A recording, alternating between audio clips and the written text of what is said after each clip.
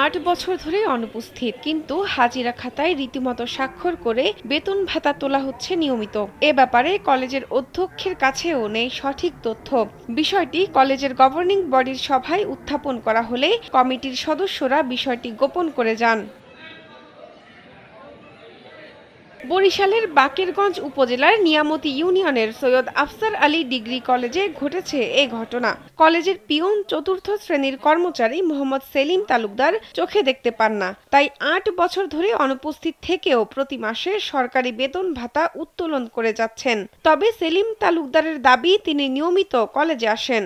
হাজিরা খাতায় আমি একদম ধরে কলেজের গভর্নিং বডি ২০১৭ সালে পিয়ন মোহাম্মদ সেলিম তালুকদারের অসুস্থতার কারণে তার পরিবর্তে সরকারি নিয়ম অনুসারে চতুর্থ শ্রেণীর কর্মচারী পদে মোহাম্মদ মিজানুর রহমান খোকন ২০১৭ সালে যোগদানের পর থেকে কলেজ কর্তৃপক্ষ প্রতি মাসে ৭,৫০০ টাকা করে বেতন দেয় তাকে।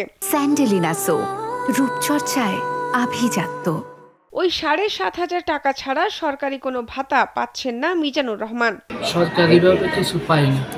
আমি এখন যে বর্তমান প্রিন্সিপাল স্যারের আমি বলছি, অনুরোধ করছে যে আমার সরকারি বেতন হোক।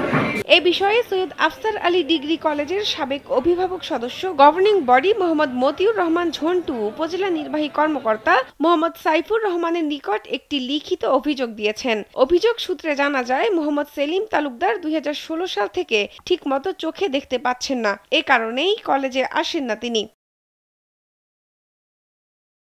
উপজেলা নির্বাহী কর্মকর্তা মোহাম্মদ সাইফুর রহমান জানান, মোহাম্মদ মতিউর রহমান ঝন্টু নামের একজন লিখিত অভিযোগ দিয়েছেন। অভিযোগের ভিত্তিতে তদন্তের জন্য কলেজ অধ্যক্ষ মোহাম্মদ আবু জাফরকে দায়িত্ব দেওয়া হয়েছে। সংশ্লিষ্ট কলেজের প্রিন্সিপাল জনাব আবু জাফর সাহেবকে এই বিষয়ে তদন্তের জন্য দায়িত্ব দিয়েছি। তদন্ত কার্যক্রম চলমান আছে। এর পরবর্তীতে তদন্ত কার্যক্রমের রিপোর্টের ভিত্তিতে পরবর্তীতে আইনগত ব্যবস্থা গ্রহণ করা। তদন্তকারী অধ্যক্ষ মোহাম্মদ আবু জাফর বলেন, গভর্নিং বডির পরবর্তী সভায় বিষয়টি নিয়ে আলোচনা করা হবে, তার আগে কিছু বলতে পারছি না। শাহনাজ পারভীন, কালবেলা।